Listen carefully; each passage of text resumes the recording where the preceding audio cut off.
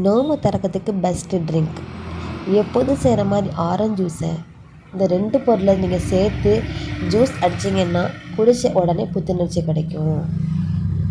Orange juice கசக்காமல் இருக்க நான் சொல்கிற டிப்பை ஃபாலோ பண்ணி ஆரஞ்சு ஜூஸ் போட்டு பாருங்கள், ரொம்ப டேஸ்ட்டாக இருக்கும்.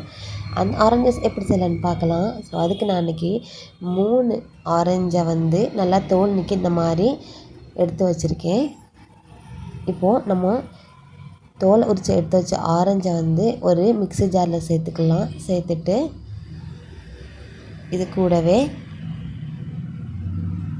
ஒரு சின்ன துண்டு இஞ்சி சேர்த்துக்கலாம்.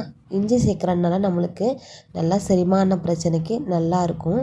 கூடவே கொஞ்சமாக புதினா இலைகள் சேர்க்குறதுனால நம்மளுக்கு நல்லாவே புத்துணர்ச்சியாக ஃப்ளேவராக இருக்கும் நல்லா ஆரஞ்சு ஜூஸ். இது கூடவே ஸ்வீட்னஸ்க்காக நான் இன்றைக்கி 1 டேபிள் ஸ்பூன் அளவு தேன் சேர்த்துருக்கேன்.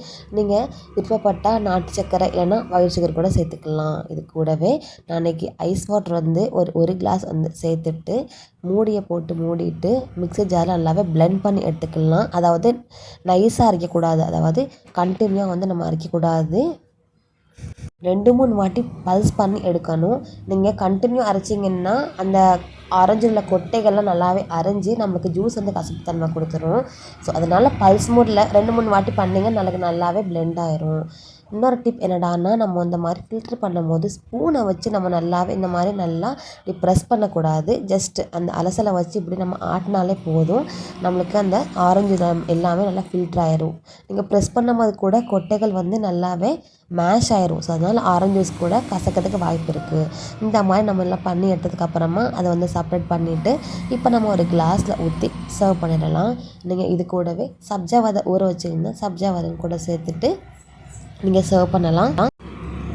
ஒரு 2 டேபிள் ஸ்பூன் போல் சப்ஜா விதை சேர்த்துட்டு நீங்கள் சர்வ் பண்ணலாம். நீங்கள் நோம்பு திறக்கிறதுக்கு ஒரு 1 ஹவர் இல்லைனா ½ அன் ஹவர் நீங்கள் பண்ணி ஃப்ரிட்ஜில் கூட எடுத்து வச்சிடலாம். குடிக்கும் போது நல்லா சில்லுன்னு ரொம்ப ரிஃப்ரெஷிங்காக இருக்கும். நம்ம ஒரு புதினா இலைகள் சேர்த்து நீங்கள் சர்வ் பண்ணிங்கன்னா அவ்வளோதான், நம்ம சூப்பரான எனர்ஜெட்டிக்கான ஆரஞ்சு ஜூஸ் ரெடி ஆயிடுச்சு.